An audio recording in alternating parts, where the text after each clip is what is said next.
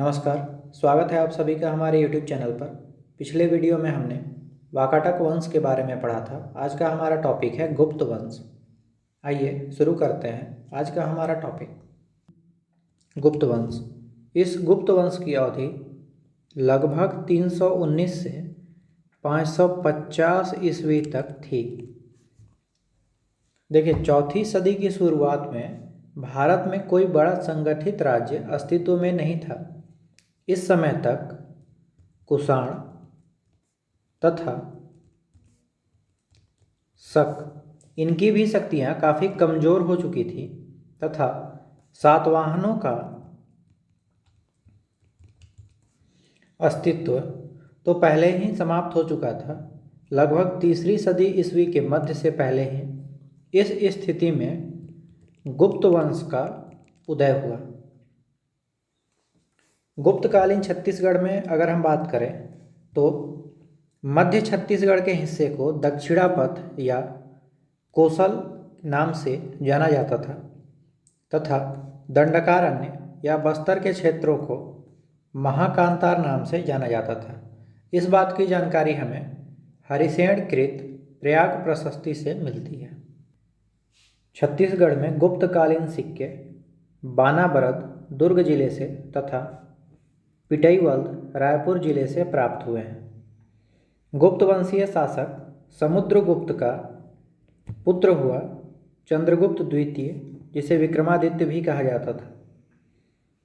इस विक्रमादित्य ने अपने पिता समुद्रगुप्त के समान ही विशाल साम्राज्य के लिए अनेक प्रकार के सिक्कों का प्रचलन करवाया, जिनमें एक था धनुर्धारी सिक्का। ये धनुर्धारी सिक्का खरसिया रायगढ़ से प्राप्त हुआ है। इस सिक्के के मुख्य भाग पर राजा धनुष बाण लिए हुए गरुड़ ध्वज तथा मुद्रालेख अंकित है। मुद्रालेख अर्थात मुद्रा पर लिखा हुआ लेख। इस कारण इसे धनुर्धारी सिक्का कहा जाता है। ये खरसिया रायगढ़ से प्राप्त हुआ है।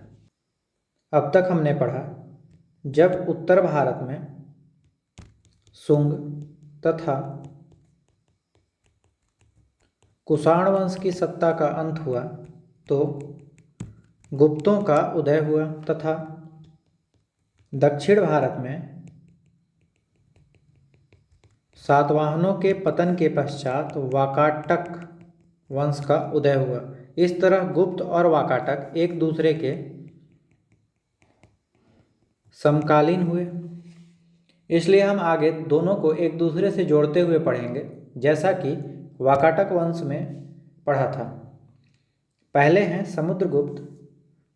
जब समुद्रगुप्त भारत जीतने के लिए चलाए गए अभियान में निकला तो उसने आर्यावर्त तथा दक्षिणावर्त के कई शासकों को पराजित किया।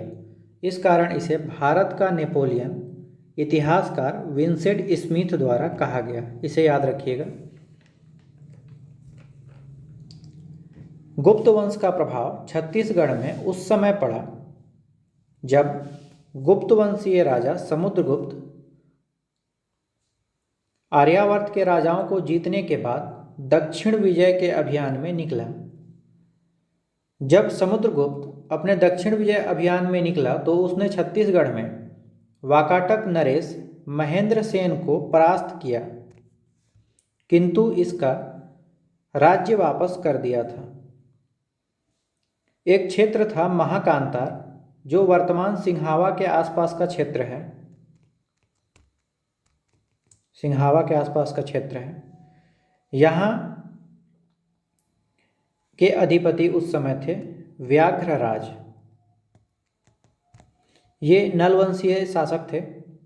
इसने समुद्रगुप्त के सामने अपनी पराजय स्वीकार कर ली थी। तब से गुप्तों का प्रभाव छत्तीसगढ़ में बढ़ता ही गया था। समुद्रगुप्त ने दक्षिण विजय अभियान के तहत दक्षिण कौशल के राजा महेंद्र सेन को हराया था। इस बात की जानकारी हमें हरिसेन कृत प्रयाग प्रशस्ति से मिलती है। हरिसेन समुद्रगुप्त के दरबारी कवि थे।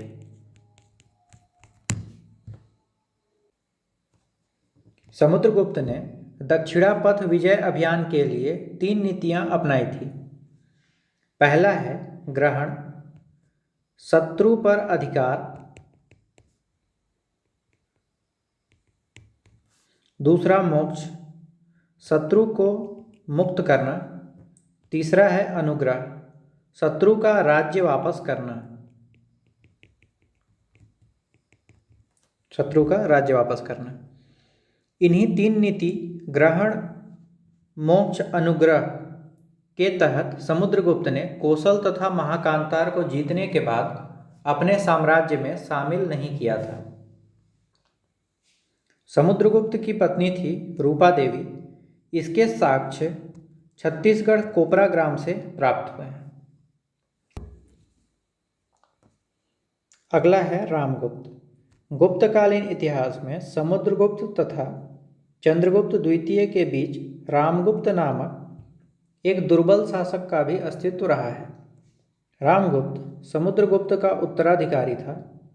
इस रामगुप्त का सिक्का दुर्ग जिले के बानाबरत से प्राप्त हुआ है। रामगुप्त शकों से पराजित हो गया था तथा अपनी पत्नी ध्रुव देवी शकों को देने तैयार हो गया था। रामगुप्त का छोटा भाई था चंद्रगुप्त द्वितीय, जिसने शकों को हराया और इस रामगुप्त की शकों से रक्षा की थी। इसकी जानकारी हमें विशाखदत्त कृत देवी चंद्रगुप्तम से प्राप्त होती है। विशाखदत्त का एक और नाटक प्रसिद्ध है, मुद्रा राक्षस। इन दोनों के विषय में आप याद रखें, कभी कभी एग्जाम में पूछता है। तो इस प्रकार रामगुप्त के बाद अगले शासक हुए रामगुप्त के छोटे भाई चंद्रगुप्त द्वितीय। यह चंद्रगुप्त द्वितीय के काल का सिक्का, जिस पर हाथ में धनुष धारण किए घोड़े पर विराजमान चंद्रगुप्त द्वितीय का छाप अंकित है। राजा चंद्रगुप्त द्वितीय की एक बेटी थी प्रभावती, जिसका विवाह वाकाटक वंश के राजा रुद्रसेन द्वितीय से हुआ था। गुप्त वंश में अगला शासक हुआ कुमारगुप्त। यह कुमारगुप्त चंद्रगुप्त द्वितीय का पुत्र था। इसने मुद्राओं पर गरुड़ के स्थान पर मयूर की आकृति उत्कीर्ण कराई थी। इस प्रकार के सिक्कों पर मुख भाग पर मोर को खिलाते हुए राजा की आकृति उत्कीर्ण है। इस प्रकार का रत्न जड़ित मयूर सिक्का आरंग रायपुर छत्तीसगढ़ से प्राप्त हुआ है। अगला राजा भानुगुप्त। भानुगुप्त के एरण अभिलेख में छत्तीसगढ़ के सरभवंशी राजा सरभराज का वर्णन है। यहाँ एक और बात याद रखें, भानुगुप्त के एरण अभिलेख 510 ईस्वी से सती प्रथा का पहला अभिलेखीय प्रमाण मिलता है। इसमें किसी भोजराज नामक सेनापति की मृत्यु पर उसकी पत्नी के सती होने का उल्लेख है। छत्तीसगढ़ में गुप्तकालीन स्थल। बात करेंगे मंदिरों की। गुप्तकालीन मंदिरों की विशेषता यह थी कि ये नागर शैली में होते थे तथा इनमें लाल ईंटों का प्रयोग किया जाता था। पहला है तालागांव का मंदिर बिलासपुर। तालागांव के बारे में एक और बात याद रखें, यह मनियारी तथा शिवनाथ नदी के संगम तट पर बसा हुआ शहर है। अगला है पुजारी पाली बरमकेला केवटीन मंदिर, रायगढ़ में है। आज के वीडियो में बस इतना ही। आज हमने छत्तीसगढ़ के प्राचीन इतिहास में गुप्त वंश के विषय में पढ़ा। आगे की पढ़ाई हम नेक्स्ट वीडियो में करेंगे। दोस्तों, किसी भी प्रकार का डाउट हो तो नीचे कमेंट करके पूछ सकते हैं। वीडियो पसंद आए तो लाइक करें, शेयर करें, सब्सक्राइब करें। धन्यवाद।